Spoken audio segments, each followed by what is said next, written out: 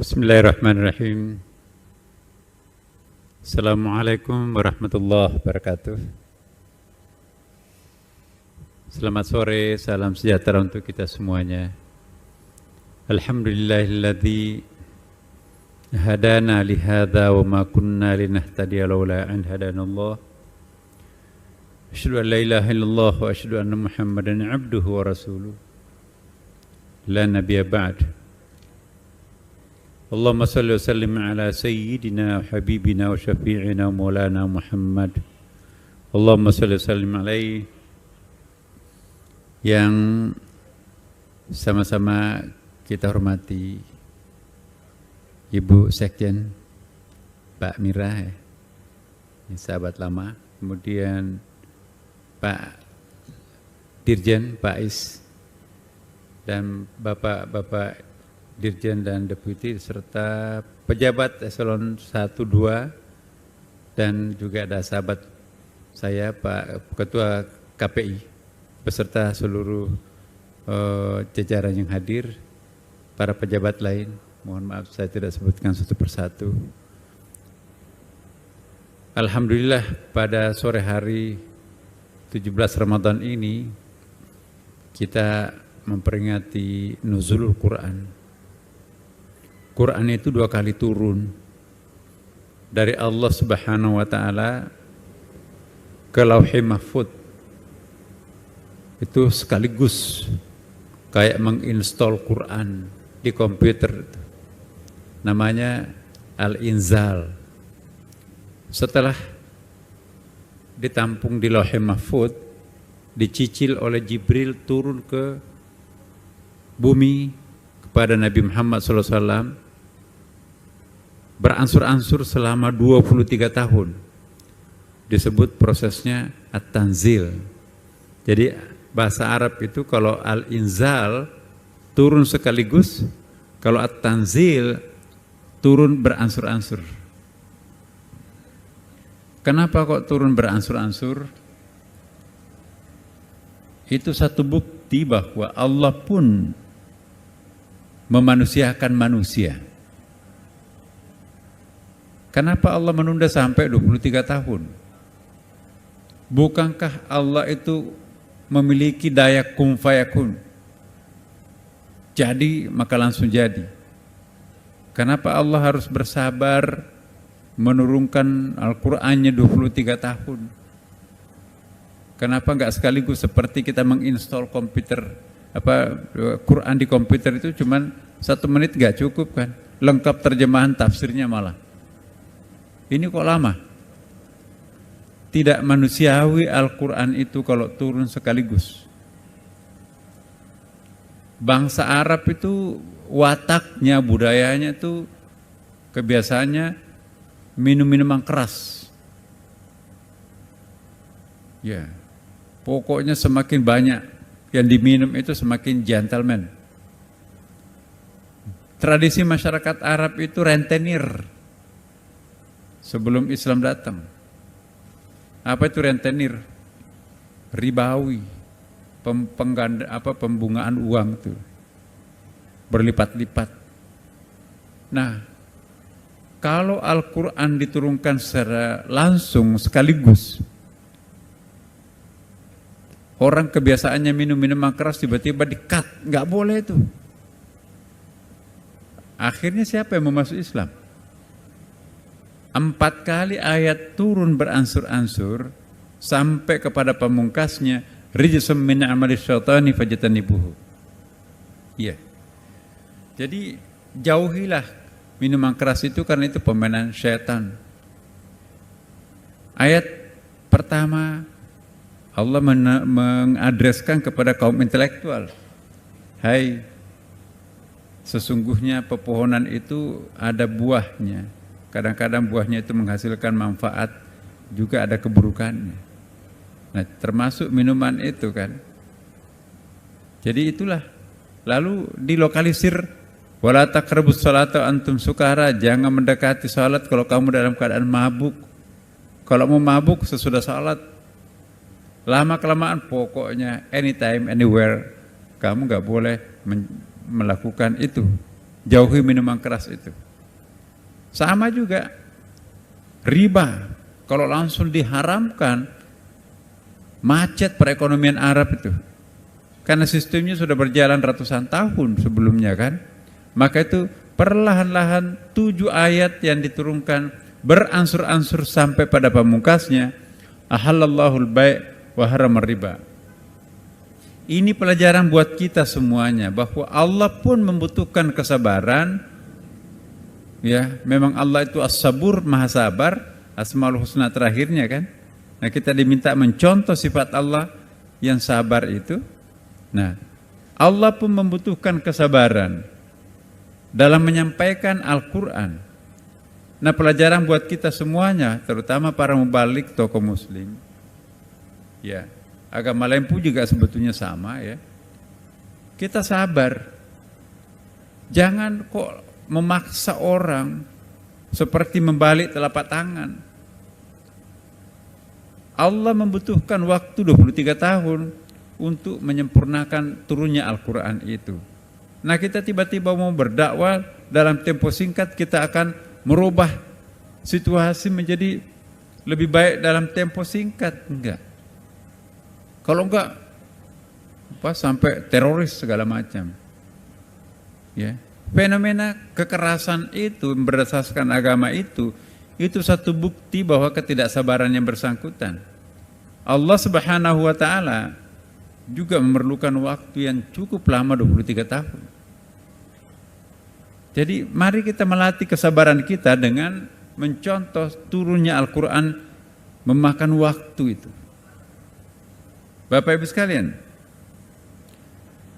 tema kita hari ini tadi ya, ada kalimat menarik. Mari kita berkata-kata baik ya. Itu sebetulnya perintah Al-Quran dan perintah hadis. Hari ini tadi MC kita ya mengutip sebuah hadis, "Man kana yu'min billahi wal yawmil akhir falyaqul khairan aw liyasmut." Ya. Jadi luar biasa. Barang siapa yang percaya kepada Allah dan hari kiamat, maka hendaklah berkata benar atau lebih baik diam. Kalau hadis ini kita pegang semuanya, Indonesia ini aman nih. Indonesia ini damai nih. Ada orang gatal mulutnya tuh, nggak boleh disimpan itu. Semua yang ada di unek-uneknya itu dibongkar, apalagi itu kalau jadi isu ya kan. Dia ingin menjadi orang yang pertama mengisukan suatu hal yang kontroversi. Padahal apa untungnya? Belum dicek and recheck itu tiba-tiba diviralkan, di-enter, dikirim kemana-mana. Padahal itu ternyata adalah kesalahpahaman. Itu belum tentu pasti, belum tentu benar. Kenapa kita harus menjadi informan yang pertama? Ini penyakit ini. Selalu ingin orang pertama menyampaikan suatu berita, padahal berita itu belum tentu benarnya. In ja'akum fasiqun binaba'in fatabayyanu. Apabila datang berita, suatu informasi kepadamu, ya, dari orang-orang yang layak untuk dicurigai siapa orang itu namanya fasik. Fatabayyanu apa artinya? Tabayyun. Klarifikasi dulu, itu ayat loh. Oh, apa iya? Saya nggak percaya kok. Kejadian atau nggak kejadian, isuin aja. Begitu kita sudah lempar, ya, begitu kita sudah enter, begitu kita send kepada orang lain, itu sudah menyebar sampai bisa jutaan loh itu. Ya, percepatan melalui handphone itu lebih cepat daripada sound system ini. Kecepatan suara itu cuma berapa di sini ini ya kan? Yang bisa mendengarkan hanya enggak sampai 1000. Tapi begitu satu kali kita enter, Masya Allah seluruh dunia bisa mengakses. Makanya itu Al-Quran itu, begitu pentingnya persoalan informasi ini, Bapak Ibu sekalian, sampai memberikan satu nama surah tersendiri. Ya. Jadi instansi lain itu tidak dijadikan nama surah. Jadi kementerian kita ini begitu terhormatnya menjadi nama surah dalam Al-Quran. Ibu Sekjen, instansi lain, kementerian lain nggak ada yang dijadikan nama surah dalam Al-Quran. Hanya Kementerian Informasi ini. Apa itu? Surah An-Naba. An-Naba itu adalah Kementerian Informasi dan apa? Iya, singkatannya. Jadi ini informatif benar. Naba'a artinya berita. Naba'a berita. Al-Imba itu kantor beritanya Mesir itu Al-Imba. Kemudian An-Naba itu pemberitaan. Jadi profesi wartawan itu sangat mulia. Disebutkan secara khusus dalam satu surah. Amma yatasa'aluna 'anil naba'il 'azim. Itu juz Amma itu kan, itu namanya surah An-Naba, surah pemberitaan. Karena itu, kenapa Allah menyebut salah satu surahnya An-Naba? Masalah informasi penerangan ini ya sangat penting. Bukan saja penting, tetapi ini sangat riskan. Segala sesuatu yang riskan itu harus kita hati-hati. Sebab siapa tahu itu fitnah.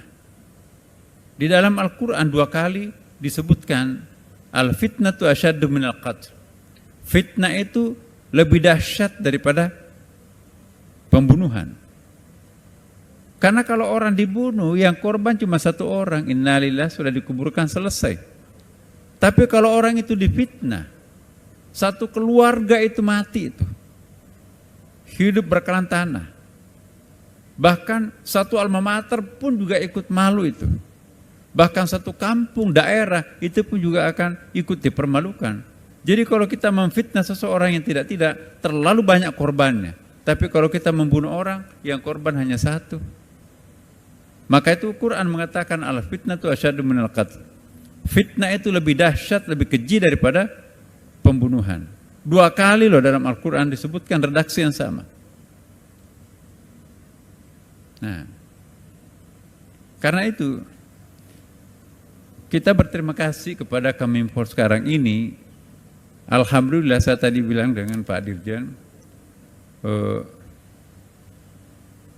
semenjak Pak Menteri kita ini, susah sekali anak-anak itu membuka website porno itu. Jadi kalau dulu masih bisa ada lorong-lorong tikusnya bisa masuk, sekarang ini hampir semua, pokoknya kecuali yang betul-betul sangat expert yang bisa. Kalau orang awam nggak bisa lagi mengintip website porno sekarang. Ini sangat perlu kita dukung. Langkah-langkah seperti ini sangat penting. Cuma kita juga minta kepada Pak Menteri dan Bapak Ibu sekalian, masih ada hal yang perlu kita proteksi di dalam website-website kita yang berkembang sekarang ini. Apa itu? Antara lain adalah fitnah-fitnah itu. Termasuk juga, mohon maaf saya sampaikan di sini, ialah website yang mengajak orang itu untuk bersikap keras terhadap agamanya. Ya.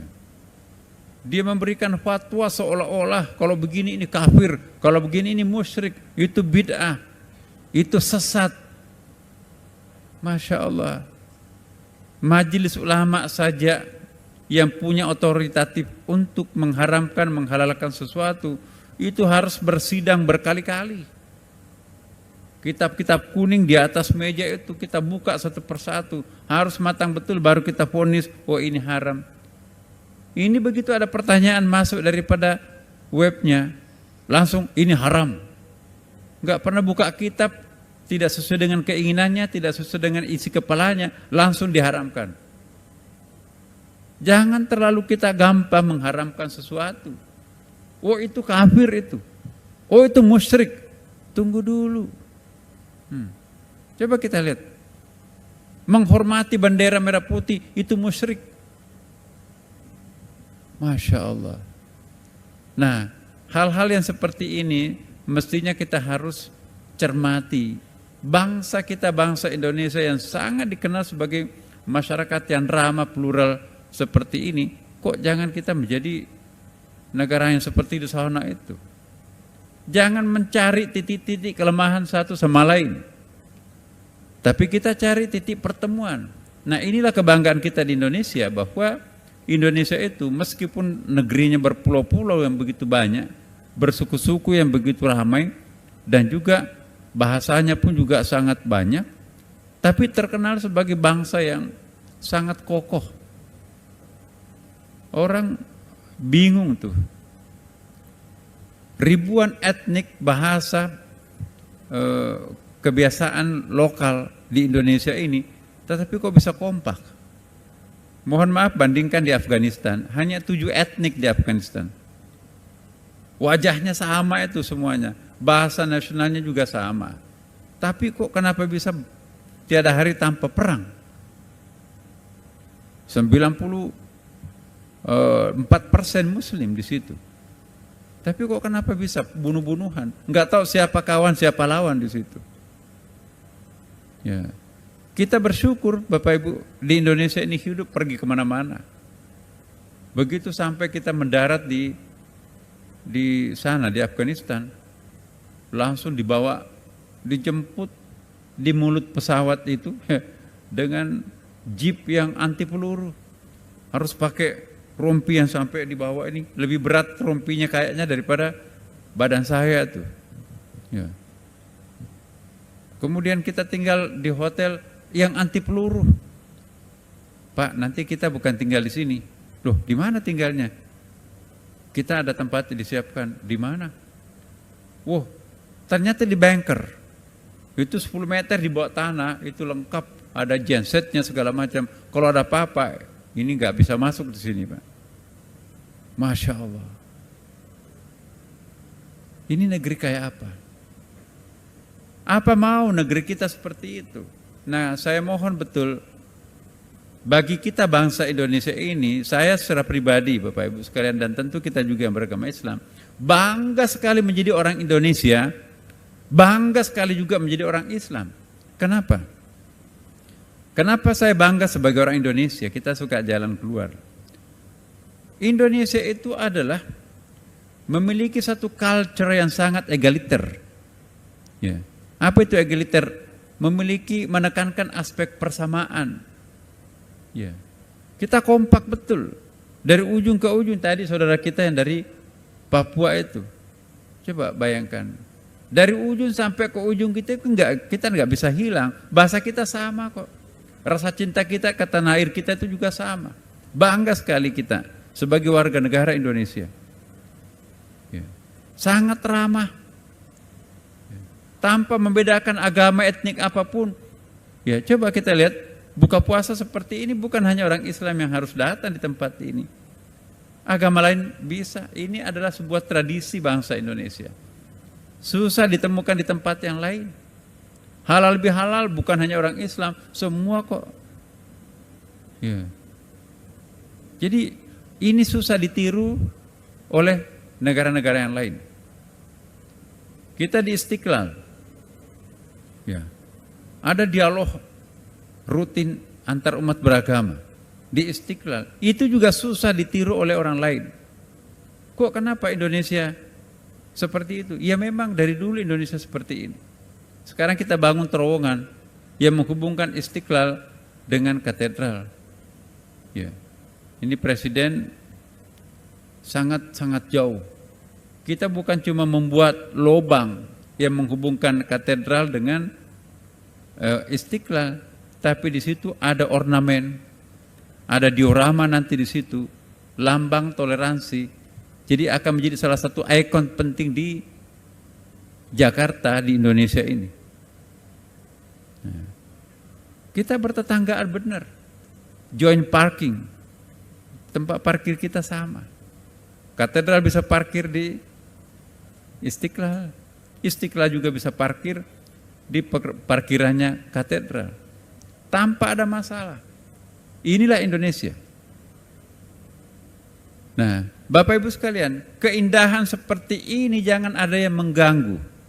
Indonesia itu lukisan Tuhan yang sangat konfiguratif. Ya. Indonesia itu adalah qit'un minal jannah, orang Arab menyebutkan seperti itu. itu serpihan surga datang lebih awal di dunia ini, itu adalah Indonesia. Coba, Bapak Ibu yang pernah ke Mekah, Mekah Madinah itu kan kalau kita naik darat itu, kanan kiri itu gersang kayak apa, 60 derajat Celcius, bahkan puncak gunungnya itu membarah, nggak ada pepohonan apapun. Masyarakat seperti itu, apa ya, kering. Bayangkan masyarakat seperti ini dijanjikan dalam Al-Quran, jannatin tajri min tahtihal anhar. Surga itu adalah taman-taman yang indah, di sela-sela taman itu ada air jernih yang mengalir. Merinding orang-orang Arab mendengarkan, karena mereka nggak pernah lihat sungai di sana kan. Mereka nggak pernah melihat taman-taman. Ya. Gunung mereka itu gundul-gundul. Begitu datang ke puncak, orang Arab itu buncak-buncak ya kan. Waduh, maka itu banyak orang Arab di sana itu. Itu surga beneran di situ itu. Ada pohon-pohonnya, di sela-selahnya ada air mengalir. Ada juga bidadarinya kan di situ. Masya Allah, itulah Indonesia, luar biasa. Mat'am, restoran-restoran Arab. Jadi Indonesia itu kita bersyukur Bapak Ibu sekalian. Jangan ada orang yang mengacak-acak negeri kita yang sangat indah ini. Tidak indah sebuah lukisan kalau kain putih ini dibingkai oleh emas. Bingkai emas pun tidak akan ada indahnya lukisan itu kalau yang dibingkai hanya putih. Indahnya sebuah lukisan karena ada warna-warna konfiguratif di situ. Karena ada warna-warna kontras. Makanya itu, perbedaan itu harus disyukuri. Bukan harus diratapi. Kalau perlu, perbedaan itu harus kita rayakan. Nah inilah. Itu lukisan Tuhan. Dan Indonesia ini Bapak Ibu sekalian, penilaian pemerintah Saudi Arabia, karena saya pernah menjadi pejabat di Kementerian Agama, Wakil Menteri. Setiap tahun kita dapat penghargaan terbaik. Jamaah haji yang paling santun, paling rapi, paling sedikit pelanggarannya adalah jamaah haji Indonesia. Padahal yang paling besar jumlah jamaah hajinya adalah Indonesia. Saya keliling dari penjara ke penjara di Saudi Arabia karena juga sebagai di BNPT, kami di kelompok ahli BNPT mendampingi Pak Kepala meneliti penjara-penjara di Saudi Arabia tentang ya isinya teroris itu ya. Alhamdulillah Bapak Ibu sekalian, Indonesia adalah etnik yang paling sedikit yang di dalam penjara Saudi Arabia. Padahal yang paling besar warga negara kedua yang terbesar setelah warga negara asli adalah Indonesia. Jutaan loh orang Indonesia. Tapi yang melanggar hukumnya diukur daripada penghuni penjaranya di situ. Indonesia itu kecil, yang banyak itu etnik-etnik dari Afrika Asia Selatan tanpa menyebut negaranya di situ. Kita bangga. Indonesia terbesar jemaah hajinya tapi paling sedikit pelanggarannya. Itu mencerminkan sebuah masyarakat santun, mencerminkan sebuah masyarakat ideal. Padahal mohon maaf, negeri umat Islamnya terbesar itu adalah di Indonesia. Padahal lagi-lagi ini, padahal kita tidak pernah ada nabi turun di Indonesia kan. Nabi itu turunnya di dalam kawasan sekitar situ saja, Palestina, Arab.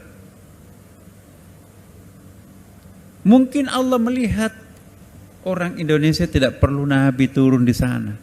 Ustadz saja sudah cukup untuk memakmurkan, mensejahterakan, mendamaikan masyarakat Indonesia. Jadi kita syukur sebagai warga bangsa Indonesia. Ya. Negeri kita yang paling jauh dari pusat turunnya Islam, tapi kok bisa lebih santun daripada orang-orang yang naik ojek sudah sampai di Ka'bah. Ini bangga kita sebagai orang Indonesia. Maka itu tadi saya katakan, saya bangga sebagai orang Indonesia. Ya. Bisa toleransi. Kemudian, saya juga bangga sebagai seorang Muslim. Karena agama saya menganjurkan harus menghargai hak asasi manusia. Walaqad karramna bani Adam. Kita harus memuliakan anak-anak cucu Adam. Ini redaksi Tuhan itu maha pintar ya. Gak pernah kita kebayang ada redaksi Bani Adam tuh. Itu redaksi yang paling netral. Allah tidak pernah mengatakan dalam Al-Quran, walaqad karramnal muslimun, Allah memuliakan orang Islam. No, tidak pernah ada. Walaqad karramnal mu'minun, tidak ada juga. Tapi Bani Adam, nah, siapapun yang merasa anak cucu Adam, apapun agamanya, apapun etniknya, apapun warga negaranya, apapun jenis kelaminnya, wajib hukumnya untuk dimuliakan. Itu pilihan katanya itulah Bani Adam. Mohon maaf ya, enggak ada kitab suci lain menggunakan istilah Bani Adam. Ya tentu saja monyet benaran enggak masuk di situ kan. Tapi apa dan siapapun Bani Adam itu wajib hukumnya untuk kita muliakan. Dalam bahasa Arab itu Bapak Ibu, itu karama, itu bukan fa'dalah. Kalau fa'dalah itu proven itu ya, proven itu apa itu ya, puncak-puncak budaya lah. Tapi kalau karama, sakral, itu sakral ya, divine di situ. Nah, jadi Islam itu sangat menghargai hak asasi manusia. Lebih hebatnya lagi Islam ini bukan saja menghargai hak asasi manusia yang hidup. Orang yang sudah wafat pun wajib hukumnya untuk kita muliakan. Al-mayyitu haqqullah, mayat itu haknya Allah. Ada hadis Nabi kan, mematahkan tulang rusuk mayat, ya, mematahkan tulang rusuk bangkai atau apa kuburan itu sama dosanya kalau mematahkan tulang rusuknya orang hidup. Saya nggak pernah membaca kitab suci lain seperti ini. Iya. Menginjak-injak perutnya orang di kuburan kan memanjang, tidak boleh menginjak atas perut orang. Apa kata Rasulullah dalam hadis di pesantren itu ada itu Riyadhus Shalihin, itu kumpulan hadis sahih. Bagaimana sakitnya Anda diinjak perutnya pada waktu hidup, maka seperti itu juga kalau Anda menginjak kuburan orang. Maka kalau kita menziarahi makam, jangan menginjak-injak kubur itu. Begitu Islam, orang yang sudah puluhan tahun, 100 tahun wafat masih tetap memberikan hak asasinya orang yang sudah mati itu. Mana ada orang, Amerika saja tidak seperti itu memberikan penghargaan. Hak asasi kalau orang hidup, kalau sudah mati lain cerita. Kalau Islam enggak. Dia cuma pindah kamar kok. Ya. Di sini alam fana, di sana alam barzah. Nah inilah Bapak Ibu sekalian, sangat luar biasa Islam ini menghargai kemanusiaan. Makanya itu tidak ada ceritanya itu Islam itu melakukan jihad dengan melakukan pembunuhan apalagi pembantaian. Jihad dalam Islam itu ialah untuk menghidupkan orang, bukan untuk mematikan orang, apalagi mematikan orang yang tidak berdosa. Menghidupkan ekonomi yang lesu itu jihad. Ya. Menghidupkan orang yang terpurut karena COVID itu jihad. Menghidupkan semangat yang loyo karena mungkin ada persoalan itu jihad. Bukan jihad orang yang segar bugar tiba-tiba didor, tiba-tiba dibom, mati. Bagaimana keluarganya? Dari mana itu jihad kayak gitu itu? Nah, itu mencitra negatifkan jihad. Kita tidak boleh menggunakan kata-kata jihad untuk sesuatu yang tidak luhur. Maka itu tugas kita umat Islam harus mengembalikan citra positifnya jihad itu sebagai usaha, effort untuk mengangkat martabat kemanusiaan itu sendiri. Jihad dalam Al-Quran kombinasi 3 hal. Jihad, ijtihad, dan mujahadah. Ya. Jihad artinya berjuang secara fisik mengangkat martabat kemanusiaan. Yang kedua, ijtihad, memikirkan secara nalar bagaimana mencarikan jalan keluar terhadap problem kemanusiaan yang ada. Lalu mujahadah, berdoa, suara batin kita mohon kepada Allah agar ada jalan keluar dari problem yang dihadapi kemanusiaan itu sendiri. Kombinasi antara jihad, ijtihad, mujahadah, itulah yang baru disebut jihad. Kalau ada jihad tanpa pembenaran ijtihad, akal pikiran, nekat. Kalau ada jihad tanpa mendapatkan pembenaran hati nurani, batin, itu nekat. Kalau ada orang mati nekat, itu bukan mati syahid. Bahkan kalau ada orang yang mati bunuh diri, apapun alasannya, itu mati kafir. Ada hadisnya itu. Satu hadisnya, barang siapa yang mati bunuh diri, misalnya menombak dirinya, maka di neraka nanti akan menombak dirinya setiap hari, setiap malam. Barang siapa bunuh diri karena minum racun, maka di neraka pun orang itu kerjaannya minum racun. Mana ada orang bunuh diri masuk surga? Kita nggak tahu, Allahu a'lam yang menentukan kan. Tetapi berhentilah mempengaruhi masyarakat kita dengan ayat, padahal itu isinya kekeliruan. Nabi tidak pernah mencontohkan bunuh diri. Ya. Nabi mencontohkan hijrah. Hijrah ke Madinah. Pertanyaan kita, kenapa kok Nabi meninggalkan umatnya di Mekah?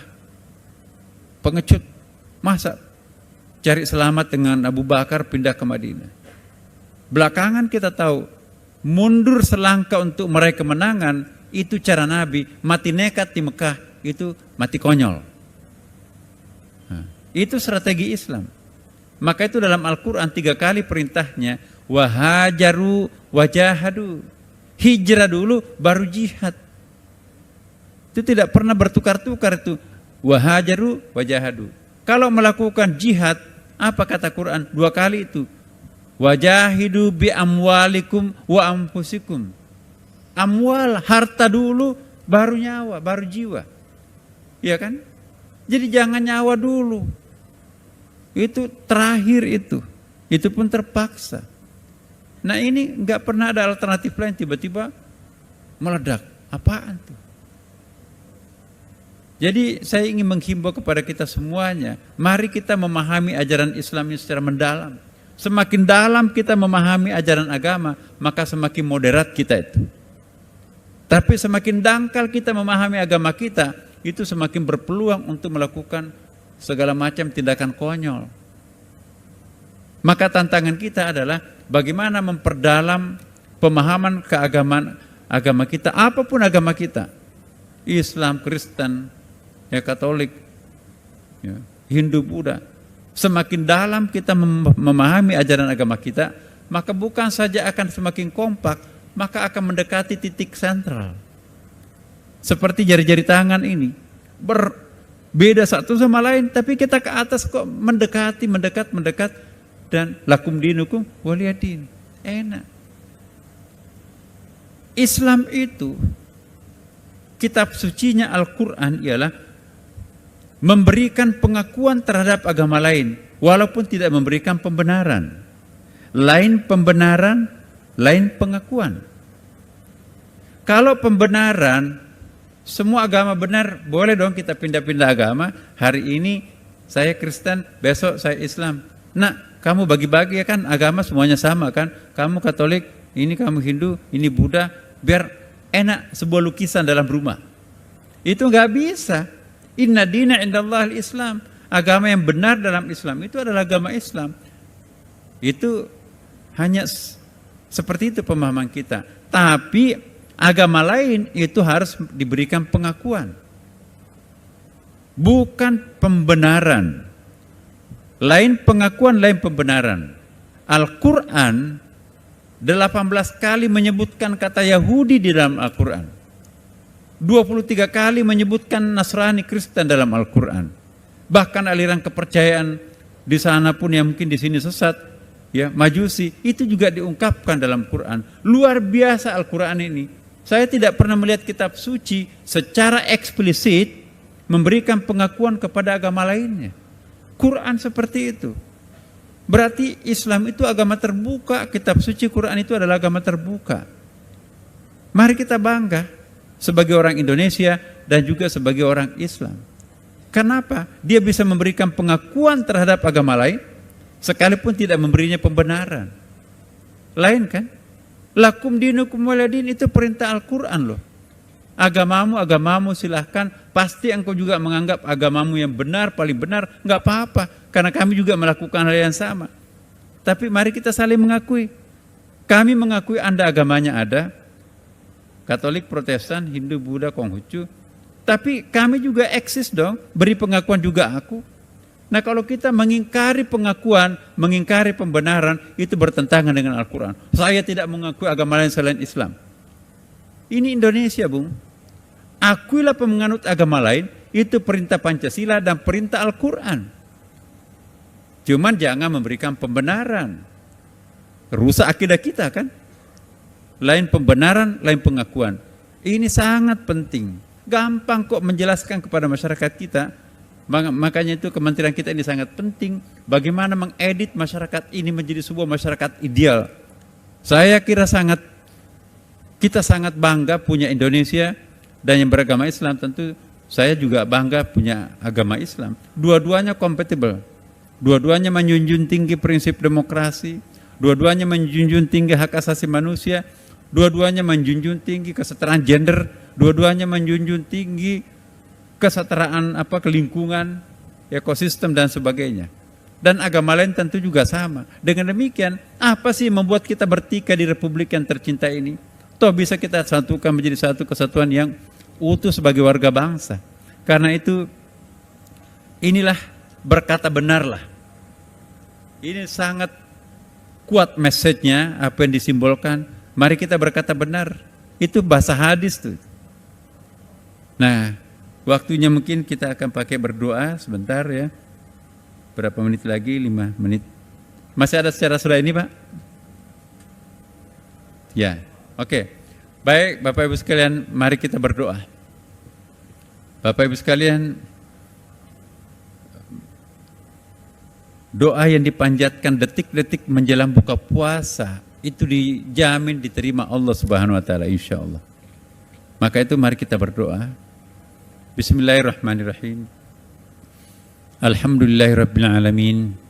Hamdan syakirin, hamdan na'imin, hamdan yuafi ni'amahu wa yukafi mazidah. Ya Rabbana lakal hamdu kama yanbaghi li jalali wajhikal karim wa 'azimi sultanik. Allahumma shalli wa sallim alaihi. Allahumma inna nas'aluka salamatan fid din wa afiyatan fil jasad wa ziyaratan fil ilm wa barakatan fil rizq wa taubatan qablal maut wa rahmatan indal maut wa maghfiratan ba'dal maut. Allahumma hawwin alaina fi sakaratil maut wan najata minan nar wal afwa indal hisab. Allahumma inna nas'alukal huda wat tuqa wal afafa wal ghina. Allahumma inna na'udzubika minal juzam wal waba wa su'il akhlaq. Allahumma laka sumtu wa bika amantu wa ala rizqika abtartu birahmatika ya arhamar rahimin. Ya Allah, ampunilah dosa-dosa kami semuanya.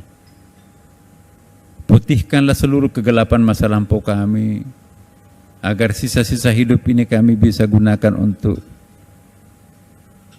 bebas melakukan tugas-tugas kekhalifahan dan kehambaan kami. Ya Allah ya Tuhan kami, ampuni kedua orang tua kami juga, guru-guru kami, sanak saudara kami. Ya Allah, tempat kami bekerja, berkahi. Tempat kami bertugas di sini ini, ya Allah, berikanlah keringanan beban, sehingga kami bisa mencapai visi misi kami dengan tenang dan lebih mudah. Ya Allah, ya Tuhan kami, pada akhirnya kami serahkan diri ini, ya, keluarga kami, bangsa kami semuanya kepadamu. Bimbing, tuntun, bantulah kami semuanya, agar insya Allah bisa survive di tengah kesulitan seperti ini. Ya Allah, ya Tuhan kami, kabulkanlah permohonan kami. Rabbana atina fid dunya hasanah wa fil akhirati hasanah wa qina adzabannar. Walhamdulillahirabbil alamin. Wassalamualaikum warahmatullahi wabarakatuh. Waalaikumsalam warahmatullahi wabarakatuh. Alhamdulillah, terima kasih Bapak Profesor Dr. Kiai Haji Nazaruddin Umar, MA, PhD, yang sore hari ini banyak sekali memberikan pelajaran yang cukup berharga buat kita semua, apalagi di detik-detik terakhir kita mau masuk ke berbuka puasa. Alhamdulillah, saya pribadi mengucapkan terima kasih Pak Kiai, sangat bermanfaat apa yang beliau sampaikan untuk kita semua, khususnya tentang keragaman saudara-saudara kita yang ada di Indonesia.